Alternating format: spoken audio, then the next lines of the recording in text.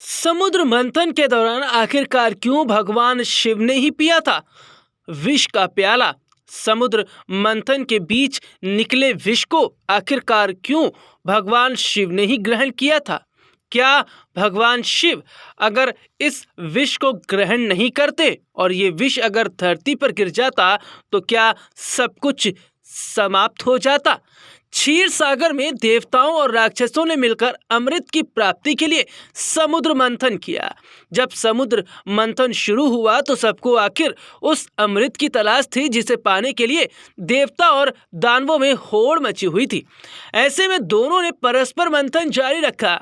इस मंथन में सबसे पहले कालकुट नामक विष, जिसे हलाहल कहा जाता है, वो निकला। विष निकलने के बाद 14 तरह के अद्भुत रत्न भी प्राप्त हुए, जिसमें सबसे अंत में अमृत निकला।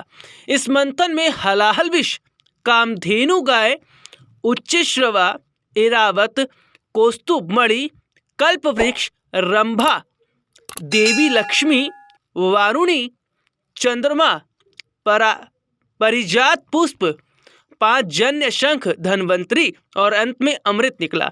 कहा जाता है कि इसके गंध और निकल रही तीव्र ज्वाला से सभी देवता तथा राक्षस बेचैन होकर त्राहिमाम करने लगे।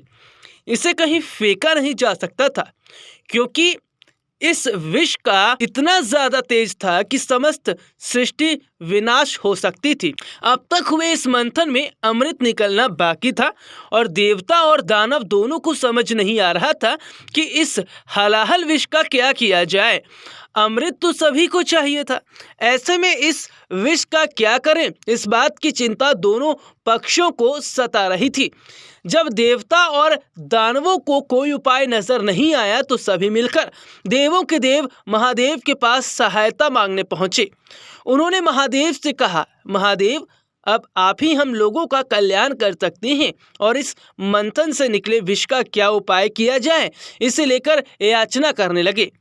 महादेव ने देखा कि देवता और दानव इस हलाहल का कोई हल नहीं निकाल पा रहे और इसे कहीं सृष्टि पर छोड़ा गया तो इस विष के द्वारा संपूर्ण सृष्टि का विनाश हो जाएगा। इसे ना तो किसी राक्षस में इतनी क्षमता थी और ना ही देवों में कि ग्रहण कर सके। तब स्वयं देवों के देव महादेव ने ही इस हलाहल विष को पीने का बीड़ा उठाया। कहते हैं कि इसके पश्चात महादेव ने उस विष का प्याला लिया तथा एक पल में ही संपूर्ण विष को मंद मंद मुस्कुराते हुए अपने कंठ में उतार लिया।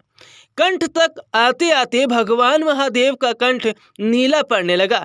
इसे देख माता पार्वती ने महादेव के कंठ पर फौरन हाथ रख दिया और उस विष को नीचे उतरने से रोक लिया, जिसकी वजह से वह विष महादेव के कंठ में ही स्थिर यानी कि रुक गया। इस विष का प्रभाव इतना ज्यादा था कि महादेव का कंठ नीला पड़ गया। तब से महादेव को नीलकंठ महादेव के नाम से पुकारा जाने लगा। कहा गया कि जब महादेव विष ग्रहण कर रहे थे, इस दौरान इसकी कुछ बूंदें पृथ्वी पर गिर गई, जिसे सांप, बिच्छू जैसे विषैले जंतुओं ने ग्रहण कर लिया।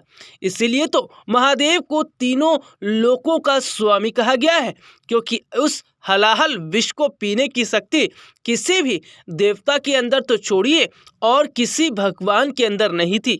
इसीलिए भगवान भोलेनाथ को धतूरा और तमाम ऐसी चीजें भी चढ़ाई जाती हैं जो कि विषैली होती हैं।